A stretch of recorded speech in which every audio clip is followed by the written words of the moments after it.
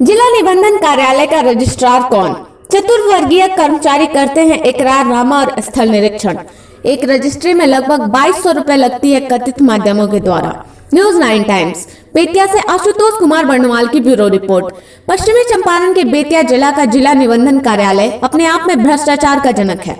बेतिया में भू संबंधित कार्यों में यह जिले का सबसे चर्चित कार्यालय है, जहां जमीन निबंधन का खेल ऐसा परवान चढ़ा रहता है कि गतिविधियों से पता ही नहीं चलता कि आखिर रजिस्ट्रार है कौन, क्योंकि इकरारनामा से लेकर स्थल निरीक्षण तक का सारा कार्य लंबी अवधि से पदस्थापित चतुर्थ वर्गीय कर्मचारी जोखन मिश्रा के हवाले है। सबसे पहले हम निबंधन के बारे में बताते हैं कि कैसे और कितने में होती है जमीन की रजिस्ट्री। जमीन की रजिस्ट्री के लिए ग्रामीण क्षेत्रों में 6% स्टाम्प और 2% कोर्ट फी, और शहरी क्षेत्रों के लिए 8% स्टाम्प और 2% कोर्ट फी देय है। भूस्वामी शुल्क के लिए 75 से 550 तक सरकार द्वारा तय है। वहीं सेवा शुल्क के लिए सरकारी निर्देशानुसार 250 से लेकर 1000 रुपए तक यथा 8 पन्ने तक 250 रुपए, 8 से 16 पन्ने के लिए 500 रुपए और 16 पन्नों से असीमित तक के लिए 1000 रुपए देय है। वहीं अधिकृत दस्तावेज नवीस डीड राइटर के लिए 2500 रुपए अधिकतम शुल्क तय है। निबंधन कार्यालय में नियोजित कर्मियों से ही डाटा ऑपरेटिंग, एंट्री, टोकन निकालना, चेक लिस्ट निकालना और नियमित कर्मियों से ही चेक करवाते हुए बायोमेट्रिक फोटो खिंचवाना और फिंगरप्रिंट कैप्चरिंग करके दस्तावेज प्राप्ति रसीद देने का कार्य किया जाता है। दस्तावेज नवीस की लिखे जाने के बाद उपरोक्त प्रक्रिया करने के लिए या तो स्वतः करना होगा या फिर अनाधिकृत कथित माध्यमों के सहारे की जाती है।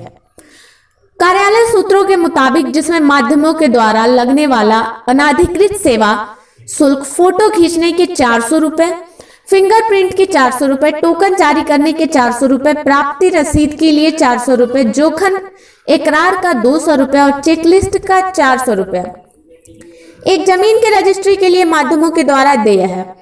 और यदि आप स्वतः जाएंगे तब भी देय राशि है, परंतु संभवतः इन राशियों में 30% की कम होने की संभावना रहती है, पर परेशानियां ज्यादा होने की प्रबल संभावना बनी रहती है, क्योंकि माध्यमों के द्वारा दिलवाए गए राशि में निबंधन कर्मचारियों और माध्यमों का आधा आधा हिस्सा होता है।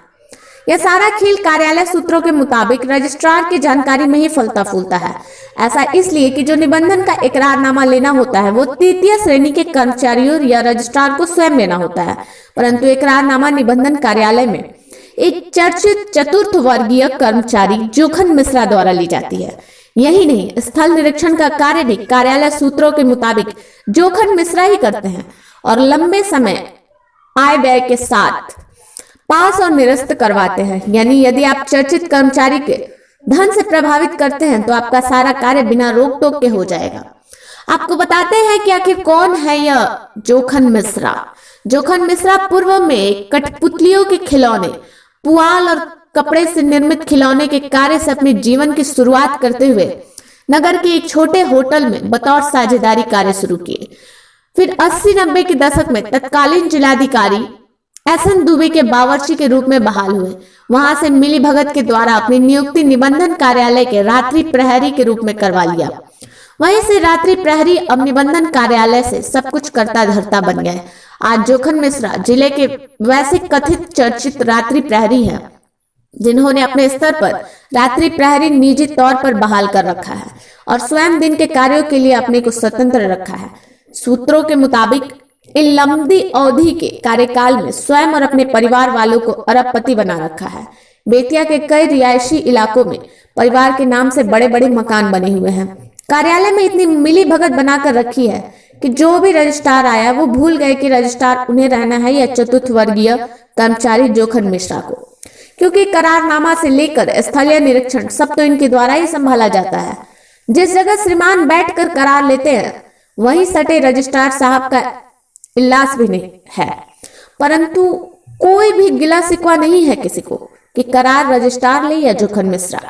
ऐसा नहीं है कि इन सभी बातों की जानकारी किसी को नहीं है और शिकायत नहीं की गई। जनता की शिकायत आवेदन पर कई बार विभागीय कार्यवाही की गई, परंतु सारी कार्यवाही पर धन बल का प्रयोग होता रहा और फाइलें निबंधक उप निरीक्षक के यहाँ लंबित पड़ी रही। कुछ विभागीय जांच और कार्रवाई अनुमंडल पदाधिकारी सदर के यहाँ पूर्व से लंबित हैं। सूत्रों के हवाले से यदि कोई आवेदन चर्चित रात्रि प्रहरी के खिलाफ पड़ती है तो नजारत और सेंट्रल डायरी कार्यालय से जिलाधिकारी को बाद में भेजी जाती है।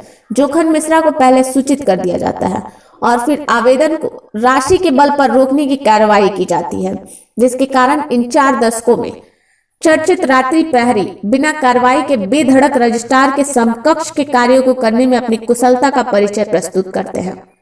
कार्यालय सूत्रों के अनुसार इन 4 दशकों में अपने और अपने परिवार के सभी सदस्यों, बेटे बेटियों के नाम कई बहुमूल्य संपत्तियों को अपने नाम कर रखा है, जो कि आर्थिक अपराध की श्रेणी में भी आता है। आखिर किस अधिकार और आदेश के कारण एक चर्चित चतुर्थ वर्गीय कर्मचारी रजिस्ट्रार के समकक्ष कार्य करते हैं? यह जिला प्रशासन और बिहार सरकार के लिए जांच का विषय है, क्योंकि बिहार के मुख्यमंत्री नीतीश कुमार ने जमीनी दस्तावेजों को ऑनलाइन करके भ्रष्टाचार को कम करने का प्रयास किया, परंतु भ्रष्टाचार कम नहीं हुआ बल्कि और बढ़ गया। एक चतुर्थ वर्गीय कर्मचारी का प्रभाव जिला निबंधन कार्यालय में बढ़े रहने के कारण आज रजिस्ट्री कार्यालय में अनाधिकृत माध्यमों का बोलबाला और प्रभाव बढ़ा है। सूत्रों की माने तो जहां चर्चित रात्रि प्रहरी बैठकर करारनामा लेते हैं, उसके सामने वाले झोपड़ी में ही अपने जेब गन को दिन भर संरक्षित रखते हैं ताकि जेब भरने पर गिरे नहीं। रजिस्ट्रार से ज्यादा जिम्मेदारी जोखन मिश्रा ने उठा रखी है, जबकि उनकी उम्र आराम करने की हो चुकी है। ऐसे में जिला प्रशासन की नजर न पड़ना भी एक कई तारांकित प्रश्नों को समाज में उत्पन्न करता है। कितना जमीन लिखा था नहीं, कितना रुपए में पैसा मिला जान के बाद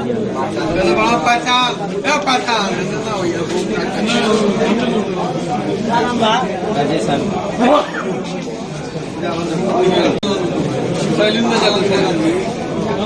सब ठीक बा।